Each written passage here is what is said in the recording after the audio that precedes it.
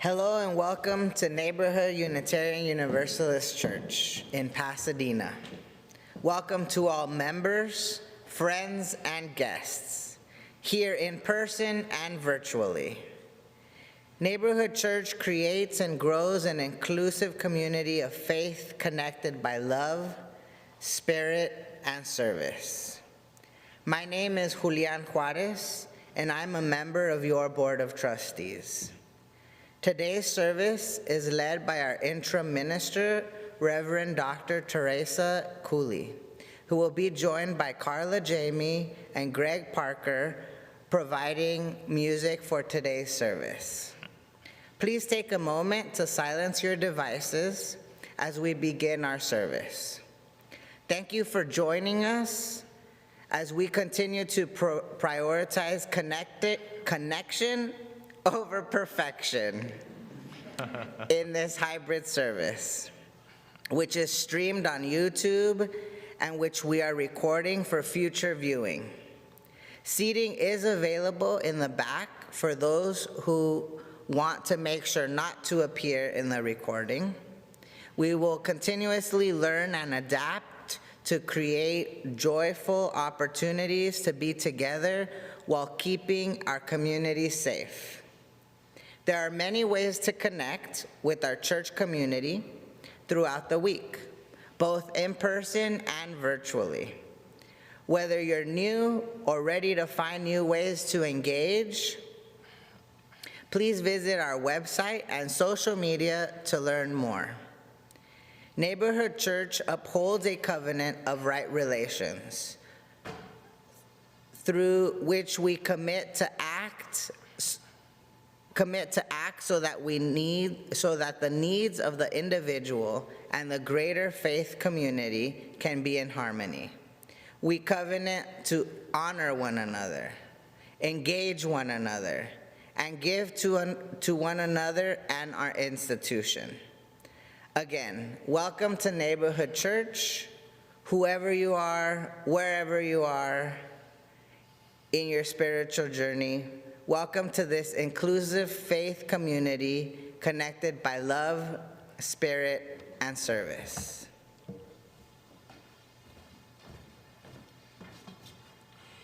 In honor of an incredible life of Stephen Sondheim, who was such a teacher of the vulnerability of relationship, we offer this. Anyone can whistle.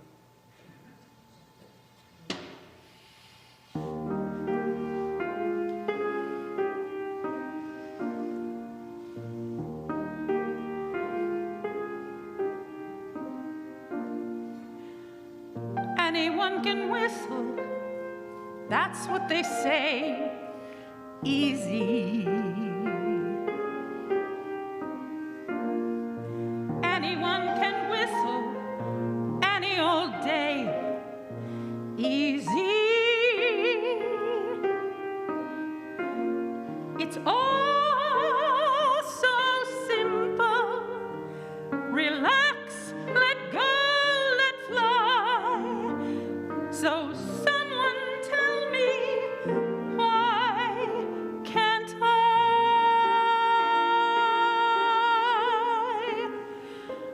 I can dance a tango, I can read Greek, easy. I can slay a dragon any old week, easy. What's hard is simple, what's natural comes hard. Maybe you could show me how to let go, lower my guard, learn to be free. Maybe if you whistle for me.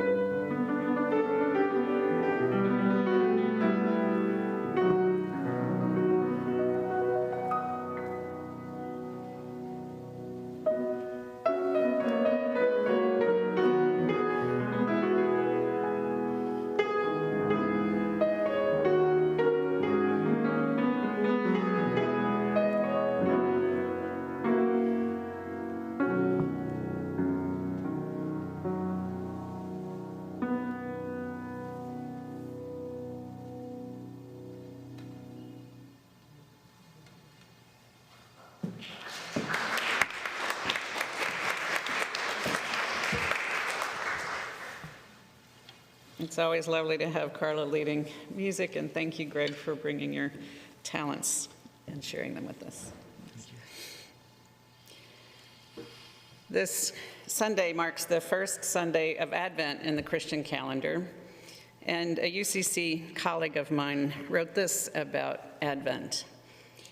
She said, "Remember that Advent comes from advenire, to come, preparing, anticipating, dreaming, tending, listening, in darkness, in wilderness, in uncertainty, in grief and gratitude, both and each, in waxing and waning moonlight, learning and unlearning and learning again, leaning into what is yet to come, what is becoming yet, wisdom, incarnating, love, infleshing, life, collective and entangled and endangered and so very precious and precarious, entrusting all that is yet alive, even in this overwintering season." And so we light the first candle of Advent, which symbolizes hope.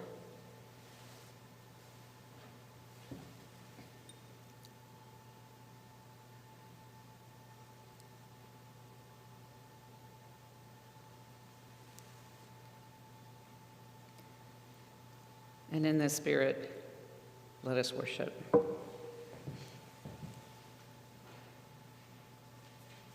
opening hymn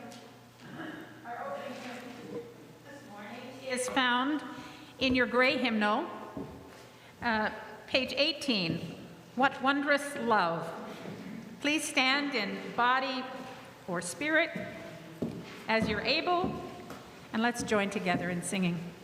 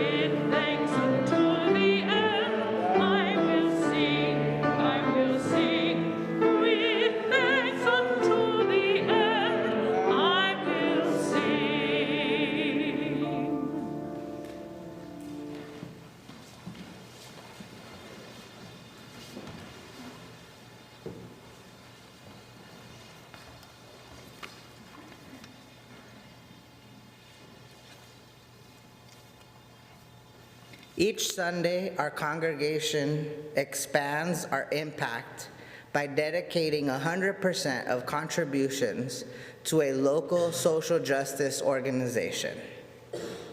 This week, our gifts go to the Vanderbilt Pines Camp Center. Please give generously and through our website, text to give, or QR code, or box available at the exit. If you wish to make a payment towards your pledge, make a note in the subject line or use an envelope available at the box outside. I would like to invite Randy Hall up to tell us more.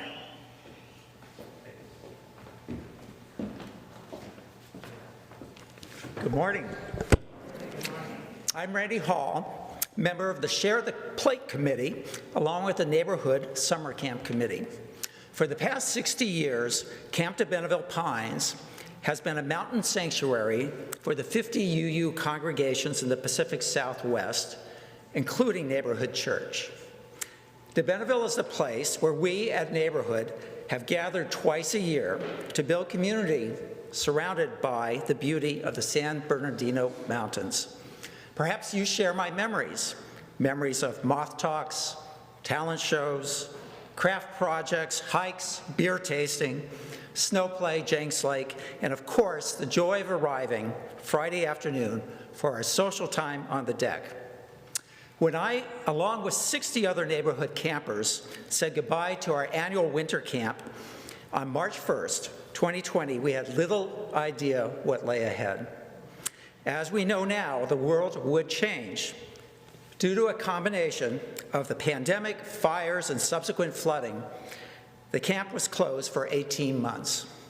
But de Benneville will survive, and it will survive with your help.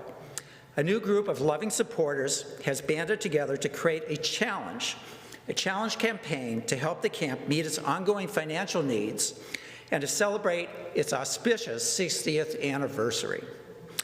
They have pledged to match up to $175,000 between now and the end of December. Your donation to Share the Plate today will help meet this match, keeping camp alive for future generations. Donations of all sizes are appreciated through the box on the way out or via the means listed on the screens to my side. Let's keep Neighborhood's winter and summer camps alive with your generous support. Thank you.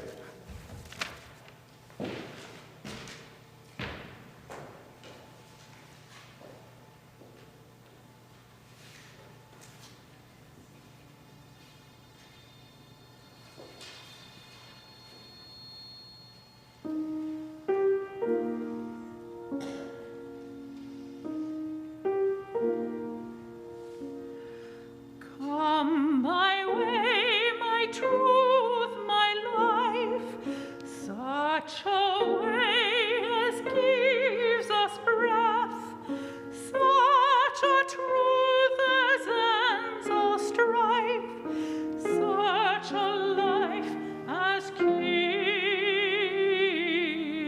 killeth death.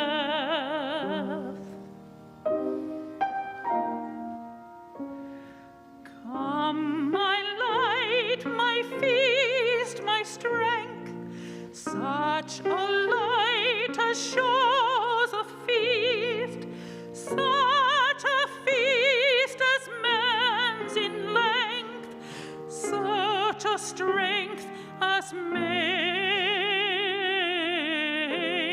his guest.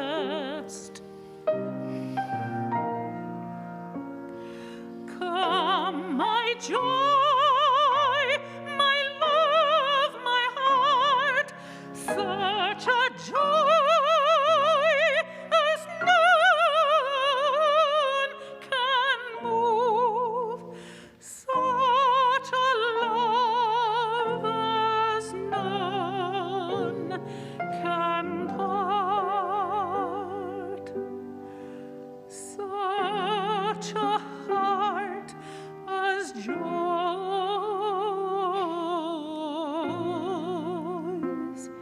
in love.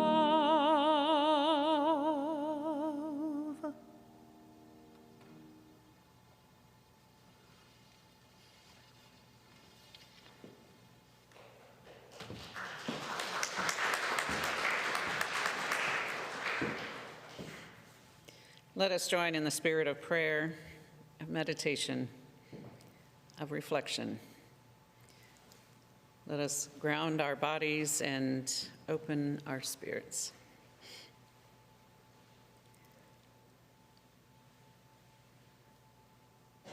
dear Spirit, for the peace and promise of a sunrise, the quickening of breath that comes when we take in the beauty of our surroundings, for the mystery and humility of daring to see how we are all connected, for the opportunity over and over to choose joy, for waking up every day to the unknown and the courage to walk into that day, for loved ones and the trusted few for whom we dare to be truly seen, for the ones we touch and those who touch us, never knowing the grace exchanged, for teachers and wise companions who shed light on our path, for seasons of sun and rain and bountiful harvest, for the reprieve of winter's stillness, for the wild ones with whom we share this earth, those we see and those we never will, for the connection beyond words of beloved fur companions who purr and bound and know when to sit upon or offer soft fur to lean against, for giving and receiving, for doors opened and walls broken down by the simple and spiraling depths of love, for belonging to ourselves, to one another, to the world. For all these we offer thanksgiving.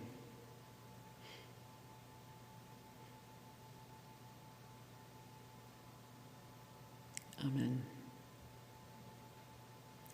Many of us may have brought with us into this space or into our online space people who are on our minds and hearts, people who might be struggling, people we may have lost, people who are celebrating.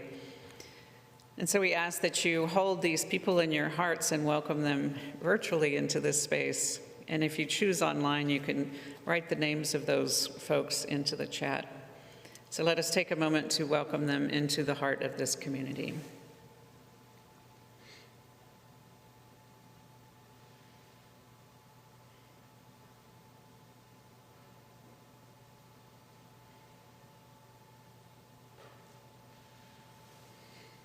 Amen.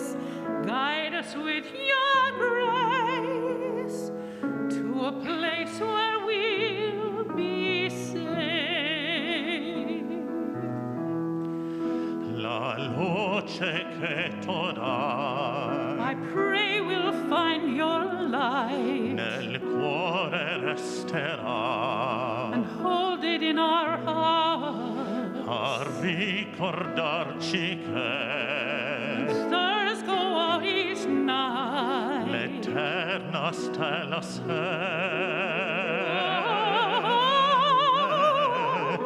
nella mia preghiera. Let this be our prayer. quanta fede c'è. When shadows fill our day, Lead us to a place, guide us with your grace. give us faith so we'll be safe. Sogniamo un mondo senza più violenza, un mondo di giustizia e di speranza. Ognuno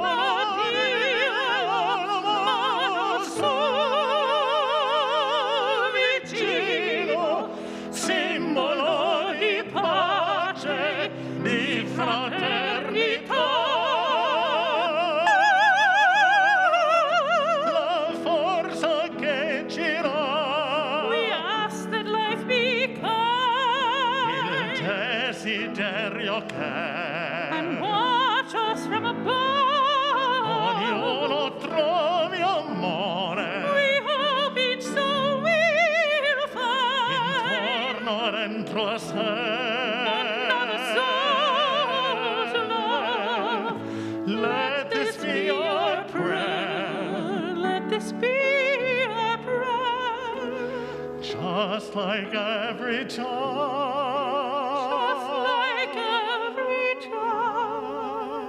child needs to find a place. Guide us with your grace. Give us faith so we'll be safe. E la fede che hai acceso in noi, sento che ci salverà.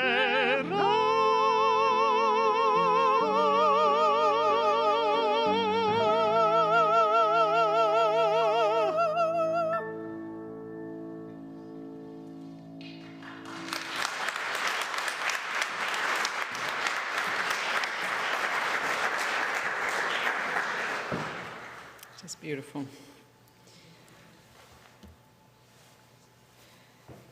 We live in a time where it feels like everything we do requires courage. It requires courage to walk outdoors. It requires courage to take a stand that others might disagree with. It requires courage to raise children in a world filled with destructive hate. The level of courage our lives require now can be exhausting and daunting. Fear is much easier to come by. I've said before that our brains are hardwired to pay more attention to fear and distress. There's a reason for that, as we need to be attentive to danger to protect ourselves. But it also means we have to make a conscious effort, a conscious habit to remember that that is not all that is out there. There are, in fact, good things out there. One of my favorite reflections on courage comes from Charlotte Bronte in the novel Jane Eyre. I remembered that the real world was wide, and that a varied field of hopes and fears, of sensations and excitements awaited those who had the courage to go forth into its expanse, to seek real knowledge of life amidst its perils. And that seems like a good description of what it takes these days to go out into the world again right now. To remember that a varied field of sensations and excitements await those who have courage. So what is a prescription for this courage? Peter Economy, Inc. magazine's leadership guy, tells us about the 7 habits of remarkably courageous people. 1, face reality. Accept that you're not in control of things. Acknowledge problems and don't run away from them. Reflect on mistakes made and don't engage in denial. Confront fear. Don't experience fear as something unusual or to be ashamed of. Courageous people are brave because of their fear, not in spite of it. Have hope. Let go of worry and regret and embrace hope with faith and confidence. Persevere through struggles. Courageous people may fail, but they pick themselves up and keep moving. They don't waste energy complaining and keep worry and negativity in check. They challenge themselves to step out of their comfort zones. And they keep an open mind, welcoming new ideas and ways of doing things. That's a simple prescription, isn't it? That's all well and good, but it makes me feel like you have to be David and Hercules and Gandhi all combined to be able to step out into the world that way right now. But what does help me is to hear real stories of real people that have stepped out into the world with courage, particularly people who come from disadvantaged backgrounds that require even greater courage than for someone like me with a lot of privilege. So I want to tell you a few of these stories in the hopes that it will encourage you. One is probably well known to most of you. Simone Biles, the Olympic gymnast, probably the greatest gymnast the world has yet to see. Many of you have probably watched her compete at the Tokyo Olympics with great anticipation of her success, only to watch her perform badly and then withdraw to protect her mental health, although ultimately securing a medal. And I know while many commentators castigated her for her lack of mental stamina, I thought it was probably the most courageous thing you could possibly do. To stand up to the enormity of the expectations that were on her shoulders and find her own integrity in that self-protection. It's not lost on any of us that her mental state was affected by the abuse that she suffered at the hands of Larry Nassar, USA Olympics, the US Olympic Committee, the FBI, countless others who covered over and ignored and implicitly perpetuated the abuse for their own gain. And just a few weeks after she competed in the Olympics, she testified to Congress about her experience. And in her statement, she said, Nelson Mandela once said, "There can be no keener revelation of a society's soul than the way in which it treats its children." It is in the power of that statement that compels and empowers me to be here in front of you today, she says. I do not want another young gymnast, Olympic athlete, or any individual to experience the horror that I and hundreds of others have endured before, during, and continuing to this day in the wake of the abuse. The scars continue to live with all of us. As the lone competitor in the recent Tokyo Games who was a survivor of this horror, I can assure you that the impacts of this man's abuse are not over or forgotten. As I've stated in the past, one thing that helped push me each day was the goal of not allowing this crisis to be ignored. She says, I worked incredibly hard to make sure that my presence could help maintain a connection between the failures and the competition at Tokyo 2020, which proved to be an exceptionally difficult burden for me to carry. I am a strong individual and I will persevere, but I never should have been left alone to suffer the abuse of Larry Nassar. And the only reason I did was because of the failures that lie at the heart of the abuse that you are now asked to investigate. Her amazing courage and story points to something that motivates so many people to step out courageously, to try to protect those who come after, particularly those who are most vulnerable. And she poignantly points to the question that Rachel Denhollander asked: how much is a little girl worth? Simone Biles proved her worth and her courage despite her suffering.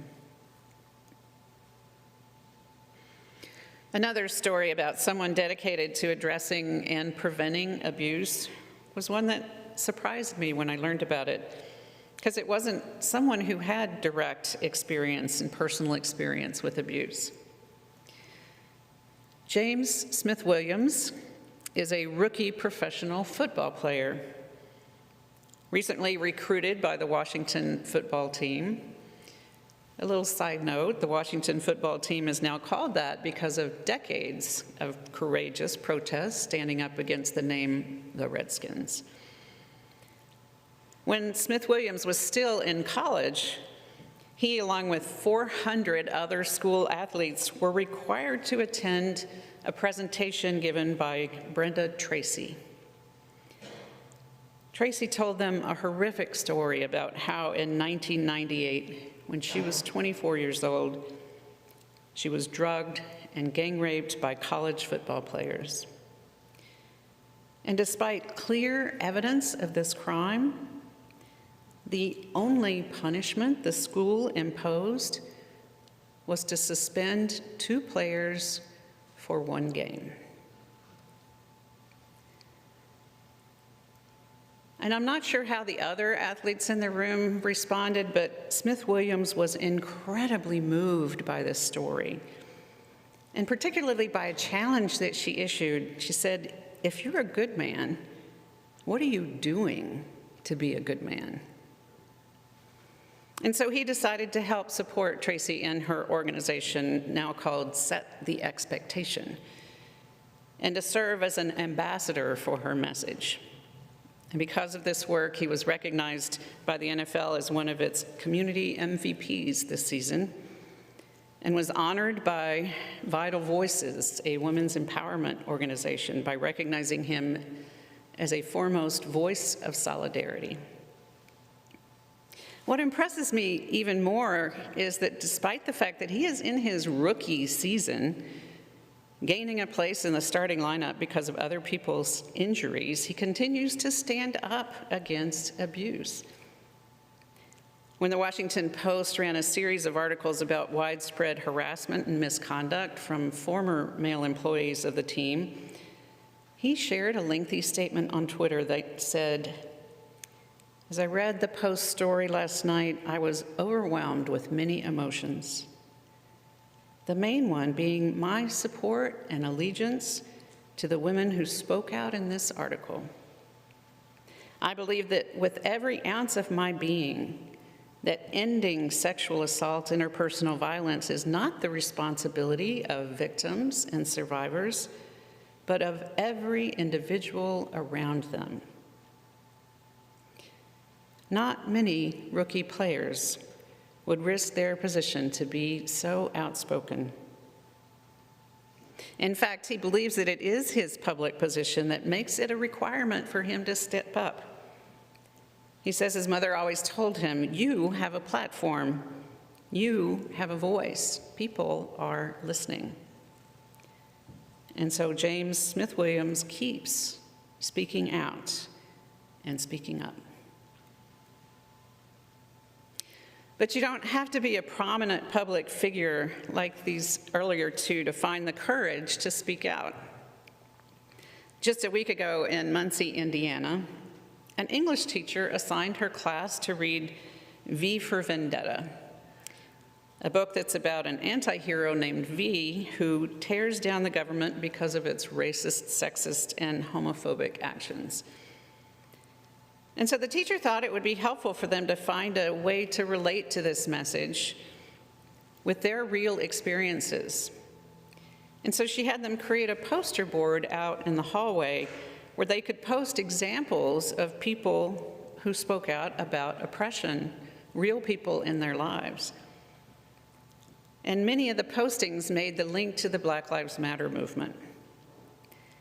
And almost immediately, the school security officers complained about feeling threatened by these posters and required the teacher to take them down.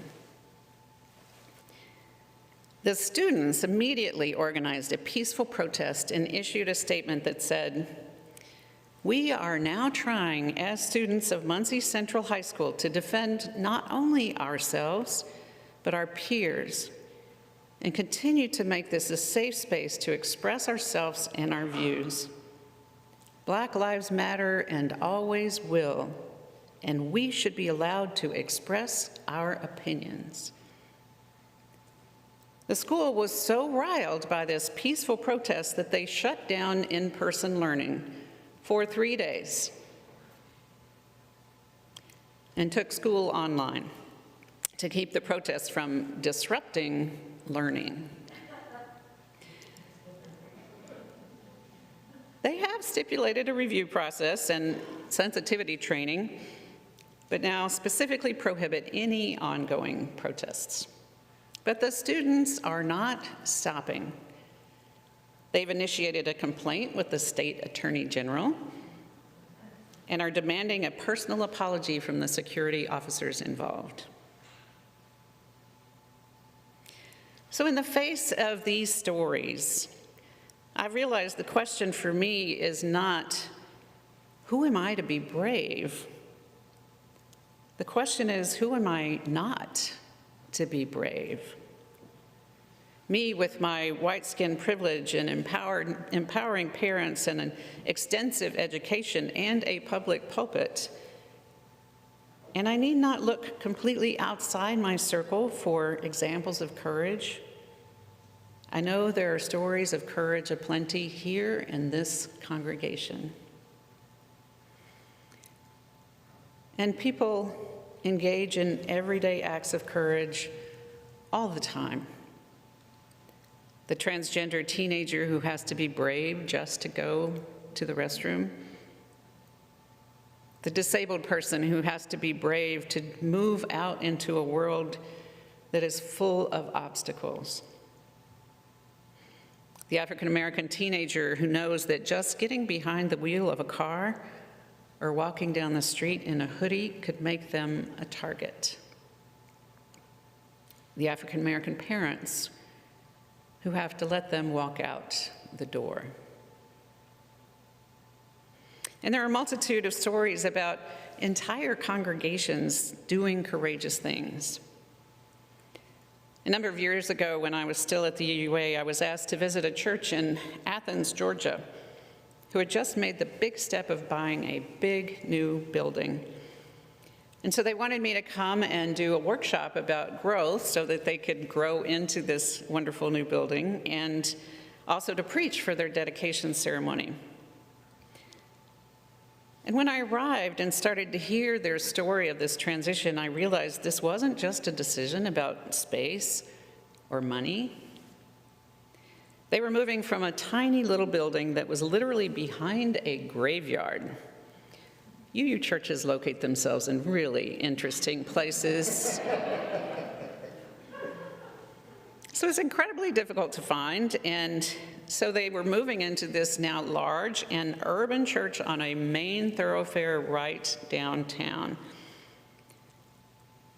And in a small town in the South, they had to confront another issue about this decision.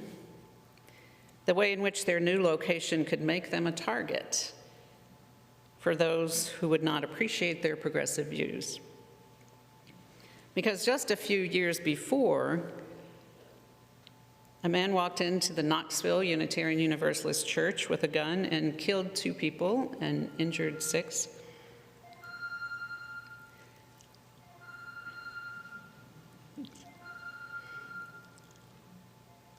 A man walked into the Knoxville UU Church with a gun and killed 2 people and injured 6. Even as a children's performance of Annie was going on, with the little girl singing, "The sun will come out tomorrow." The 2 people killed were the first 2 people who ran toward the shooter to stop him, not running away to protect themselves. Right after this shooting, the UUA took out a full-page ad in the New York Times that said, "Our doors and our hearts will remain open." In effect, saying we choose to be courageous rather than shutting ourselves down or away. So the Athens church knew this story well and were understandably nervous about the position that they were putting themselves in by being right downtown. So it meant the world that during their dedication service, they had a child singing, "The sun will come out tomorrow." Who are we not to be brave? Who are we not to keep our minds and our hearts and our doors open? As Adrienne Marie Brown says, it is in generating and sustaining the possibility of liberation, not just for each of us individually, but for a collective body, for a species, daily practice of that generating and sustaining in the tunnel of justified hopelessness. That is what gives us options, a future. Neither violence nor victory within the current context is as dangerous to those holding unjust power as someone who knows we are free and we will continue to move and shape the world accordingly. Every day, with courage. Amen.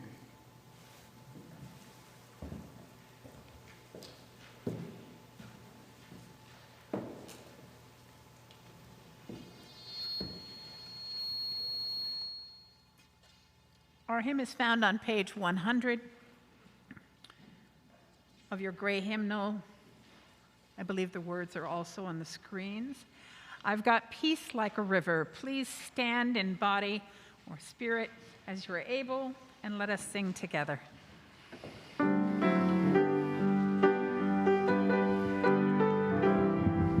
With spirit.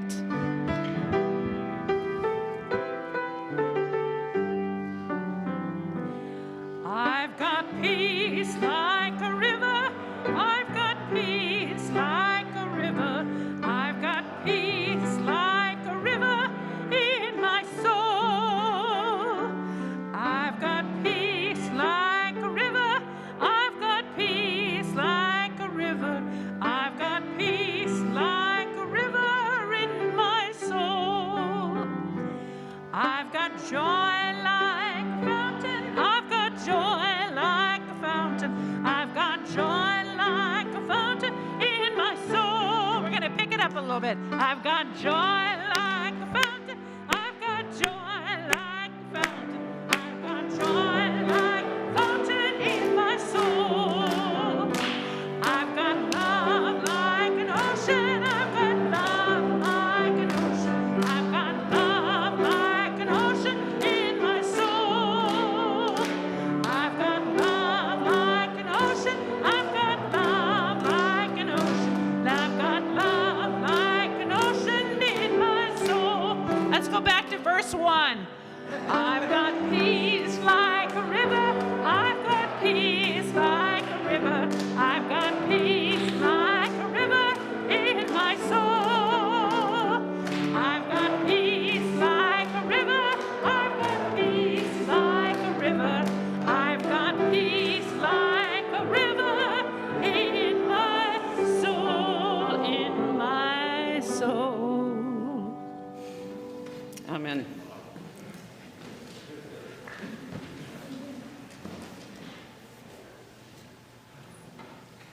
Again from Adrienne Marie Brown. It is hard work to believe in the apparently impossible enough to move toward it. It is terrifying to see another way, especially if it is truly a transformation you see, especially if it begins within you. Then it becomes daily practice, cultivating the seed of a transformed world within. So may it be. Amen.